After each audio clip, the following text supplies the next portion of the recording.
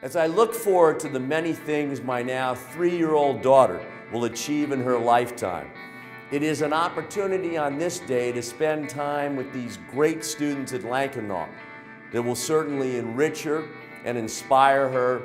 And as she told my wife, her mom, afterwards, I had lots of fun. For her, growing up as a 3-year-old at this time in America, the future is oh so bright because of the civil rights advances these older youngsters continue to talk about in our discussion. As proud as a parent is of their own child, the pride that teachers and educators feel for their best and brightest students is almost as incredibly strong. That is certainly the case at Lankenau High School. I am so proud of your school, and I only get to come here once in a while. How much pride do you have when you see your young people choose a college, go on and become tremendously successful? How much pride does a principal have, and how do you define it? Well, the pride is like a community pride because we feel like a job well done, because this is what it's all about. Our job here is to make our students college ready. So as you can see, the list of acceptances they've received, they're posted outside. We call them out. We don't care when they give it to us. It could be in the middle of the day, but we're just excited. How much does it infuriate you then when public school systems like this one are looked upon as being underachieving? How much does that upset you as an educator? It's very upsetting because people really don't know Philadelphia and the greatness that's here and the greatness that's come out of Philadelphia. And those that want to focus on something negative, they don't see the big picture like we do. Our students are doing phenomenal things all across the city, and the public schools are great. Yeah, we have our challenges, but it's the culture of the day. It's across America. Last question. When we just interviewed the children about civil rights, one thing that struck me was that they were very excited for the other child who was speaking eloquently. To have that kind of a team feeling is very cool. Talk about that, though, that you want a team here of the kids, man, rooting for each other. Lankenau is a family. I'm honored to be here, and I felt it when I walked through the door. It's not just the students, it's the staff, the teachers, the parents. And you probably feel that too when you come here. Oh, I do, absolutely. You're part of the family, and Thank once you come here, it's no getting away. We adopt you. So it's what keeps us going. It's what keeps us strong. You know I wear my golf shirts proudly. Thank you. I love the logo, the mascot, the whole thing. You got the great Lankenau sweater. Thank you, my friend. Thank you. That was great. Okay. You know, I got a warm, fuzzy feeling from the kids. It's nice to hear them sound like adults. I don't always see them in that light. Sometimes I see them in a teacher-student relationship, and to see them, you know, come out on their own and have their own viewpoints, it was a nice feeling. I enjoyed it.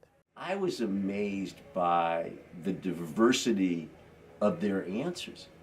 They were asked somewhat similar questions, but they really didn't copy one another in any way, shape, or form. And individual thinking is something teachers love. Well, we had a variety of ages. We had a variety of grades. And the kids come from all different environments. The students that we had in there today come from all different parts of the city, and they have all different backgrounds. So I expected some different answers, and it was nice to have the diversity there. I had you in my line of sight, and you just were beaming. The pride an educator can take in a child who really has that light bulb go off again and again is pretty remarkable. It's what we shoot for every day. I mean, every day you try to talk to the kids, you try to get them to do something they haven't done before. And seeing them in front of the camera really made them, you know, say something that they're not used to saying in a class with 25 other students. And it was interesting just to see them, you can see their brains working. You can see them thinking out their answer and then giving the answer, and that's really what you want them to be able to do when they become adults. So it was nice to see. They listened to my questions very well. I thought that was very impressive. Yeah, I think a lot of them going in thought there was going to be the same 3 questions for every kid. And they're trying to prepare for it ahead of time And I was giving them a few things to, a few ideas, but the fact that each question was different, it really took them off their game a little bit and made them think, as opposed to having a set answer prepared for you. Last question. When you talk about the civil rights movement, I think one of the really mistaken opinions some people have of MLK Day, who are still decent people, is that this is an African American historical day and all. And yet I thought it was so great to have the kids really talk. In fact, the one in particular was talking about blacks and whites together in Washington. To see them not only understand history, but apply history, to me, is very encouraging. Yeah, it's nice that the kids are going outside the box. They're not just thinking about how it affects them, they're thinking about how it affects society, how it affects the world, how it affects their neighbors, white or black. And that's good to see them do, yeah. As you would expect, all of our students today at Lankenau are wonderful, wonderful writers, in addition to being great speakers. One young lady in particular wanted to make the written word her contribution to today's discussion.